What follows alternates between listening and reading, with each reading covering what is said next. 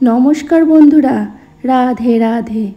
বন্ধুরা, আজকে একটি গুরুত্বপূর্ণ বিষয় নিয়ে তোমাদের সঙ্গে আলোচনা করব। আজকের এই বিষয়টি বিশেষ করে তাদের জন্য যারা প্রতিদিন প্রদীপ আর ঘণ্টা ধুয়ে দেন। শুনতে সাধারণ মনে হলেও এই অভ্যাস কিন্তু শাস্ত্রমতে একেবারেই ঠিক নয়, বরং এর ফলে আপনার অজান্তেই জীবনে নানা রকম অশুভ প্রভাব ঢুকে যেতে পারে। তাই আজ আমি বিস্তারিতভাবে আপনাদের সঙ্গে আলোচনা করব প্রদীপ আর ঘণ্টার আসল গুরুত্ব কী, কেন এগুলো প্রতিদিন ধোয়া উচিত নয়, শাস্ত্রে কী বলা আছে, আর সঠিক নিয়ম মানলে জীবনে কিভাবে সুখ, সমৃদ্ধি আর শান্তি আসে। আমাদের ঘরে প্রতিদিনকার পূজা পাঠে শঙ্খ, ঘণ্টা ও প্রদীপের ভূমিকা অত্যন্ত গুরুত্বপূর্ণ। এগুলো শুধু আচারিক সামগ্রী নয়, বরং আধ্যাত্মিক শক্তি ও দেবশক্তির আসন। শঙ্খ বাজলে অশুভ শক্তি দূর হয়ে যায়, ঘণ্টা বাজালে দেবতার আশীর্বাদ নেমে আসে, আর প্রদীপ জ্বালালে ঘর আলোকিত হয়ে যায় পবিত্র শক্তিতে। কিন্তু অনেকেই নিয়মিত এগুলো ব্যবহার করার পরে ধুয়ে পরিষ্কার করেন। অনেকে আবার ভাবেন এটি খুব ভালো কাজ, কিন্তু শাস্ত্র ও আধ্যাত্মিক দৃষ্টিকোণ থেকে প্রতিদিন শঙ্খ, ঘণ্টা ও প্রদীপ ধোয়া সবসময় শুভ নয়। অনেক জায়গায় এটিকে নিষিদ্ধ করা হয়েছে, কারণ এতে কিছু আধ্যাত্মিক ক্ষতিও হতে পারে এবং ভক্তরা অনিচ্ছাকৃতভাবে দেবতাকে অশ্রদ্ধা করে ফেলেন। তাই আজকের এই আলোচনায় আমরা বিস্তারিত জানব শঙ্খ, ঘণ্টা প্রতিদিন ধোয়া উচিত নাকি উচিত নয়। তো চলো বন্ধুরা, প্রথমে আসি প্রদীপের কথায়। প্রদীপ মানে আলো, আর আলো মানে অন্ধকার দূর করা। যখন আমরা পুজোর সময় প্রদীপ জ্বালি, তখন শুধু ঘর নয়, আমাদের মনও আলোকিত হয়ে যায়। প্রদীপ জ্বালালে গৃহে পবিত্র শক্তি প্রবেশ করে। ঘিয়ের প্রদীপ লক্ষ্মীর প্রতীক। তেলের প্রদীপ শনি ও অশুভ শক্তি দূর করে। প্রদীপ জ্বালানোর ফলে মন শান্ত হয় আর ভক্তি বৃদ্ধি পায়।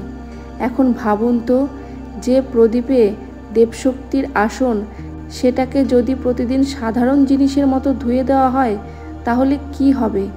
শাস্ত্র বলে এতে প্রদীপের ভেতরে থাকা শক্তি দুর্বল হয়ে যায়, আর ঘরের মধ্যে আলো থাকার বদলে অজান্তেই অশুভ শক্তি প্রবেশ করতে শুরু করে। বন্ধুরা, এবার আসি ঘণ্টার কথায়।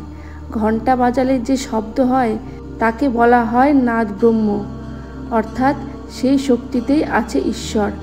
ঘণ্টা শব্দে চারপাশের পরিবেশ পবিত্র হয়ে যায়, আর পুজোর সময় ঘণ্টা বাজালে ভক্তের মনোযোগ দেবতার দিকে কেন্দ্রীভূত হয়।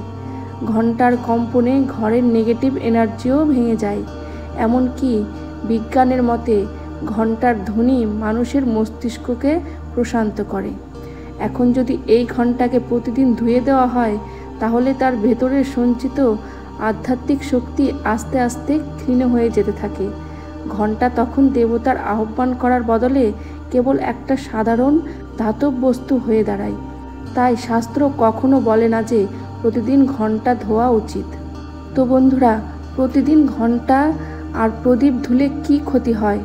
প্রথমত, এতে দেবশক্তি দুর্বল হয়ে যায়, ভক্তির প্রতি অনাসক্ত হয়, কারণ প্রদীপ আর ঘণ্টা দেবতার আসন।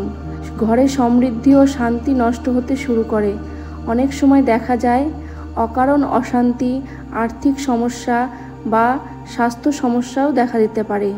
প্রতিদিন ধোয়ার ফলে এগুলো সাধারণ জিনিসে পরিণত হয়, আর ধীরে ধীরে আপনার ভক্তিও ক্ষীণ হয়ে যাবে। প্রতিদিন ঘণ্টা আর প্রদীপ ধোয়ার ফলে অশুভ শক্তি সহজে আপনার গৃহে প্রবেশ করবে, কারণ প্রদীপ আর ঘণ্টা ঠিকমতো প্রতিষ্ঠিত না থাকলে তাদের প্রতিরক্ষামূলক শক্তি কাজ করে না। বন্ধুরা, শাস্ত্র খুব স্পষ্টভাবে বলে দিয়েছে প্রদীপ প্রতিদিন ধোয়া উচিত নয়, ঘণ্টাও প্রতিদিন ধোয়া উচিত নয়। এগুলো ধোয়া উচিত বিশেষ দিনে, যেমন অমাবস্যা, পূর্ণিমা, একাদশী বা কোনো বিশেষ উৎসবের আগে। এখন আপনি বলতেই পারেন, এ দিনগুলো ছাড়াও তো এমনি সময় প্রদীপ, ঘণ্টা এগুলো নোংরা হয়, তখন কি করব? তো বন্ধুরা, আপনাদের বলে রাখি, প্রতিদিনের জন্য আছে বিশেষ কিছু নিয়ম। প্রদীপ ব্যবহারের শেষে পরিষ্কার কাপড় দিয়ে মুছে রাখুন। ঘন্টা প্রতিদিন বাজানোর আগে শুকনো কাপড় দিয়ে মুছে নিন।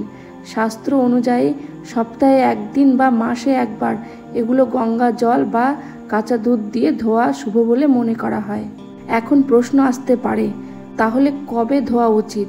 আপনি অমাবস্যায়, পূর্ণিমায়, বিশেষ পূজা বা ব্রতের আগে সপ্তাহে একদিন, বিশেষ করে সোমবার বা শনিবার, এই দিনগুলোতে গঙ্গা জল, কাঁচা দুধ বা পরিষ্কার জলে ধুয়ে নিন এবং ধোয়ার পরে মন্ত্র পড়ে প্রতিষ্ঠা করতে হয়। তখনই দেবশক্তি বৃদ্ধি পায়। বন্ধুরা, প্রদীপ আর ঘণ্টা শুদ্ধ রাখার জন্য আছে কিছু নিয়ম। প্রদীপ ধোবেন মাসে একবার, তবে প্রতিদিন কাপড় দিয়ে মুছে নেবেন। ঘণ্টা ধোবেন উৎসবের আগে বা বিশেষ দিনে, প্রতিদিন একদমই ধোবেন না। প্রতিদিন শুধু পরিষ্কার রাখুন, শুকনো কাপড় দিয়ে মুছে নিন। ধোয়ার পর এগুলোকে গঙ্গাজল ছিটিয়ে পুনঃপ্রতিষ্ঠা করতে হবে। ধোয়া শেষ হলে প্রদীপের সঙ্গে সঙ্গে তেল বা ঘি ভরে দিতে হবে। ঘণ্টা বাজাতে হবে যাতে শক্তি পুনরায় সক্রিয় হয়। শাস্ত্র অনুযায়ী আপনি যখন নিয়ম মেনে চলা শুরু করবেন, তখন আপনার ঘরে শান্তি ফিরে আসবে, আর্থিক সমস্যাও কমবে।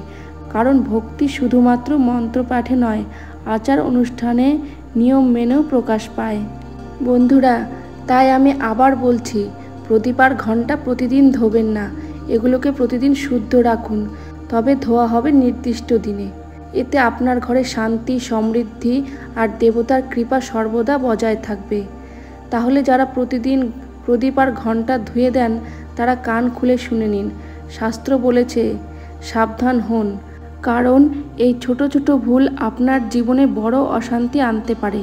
তাই নিয়ম মেনে চলুন, দেবতার আশীর্বাদে থাকুন সুখে শান্তিতে।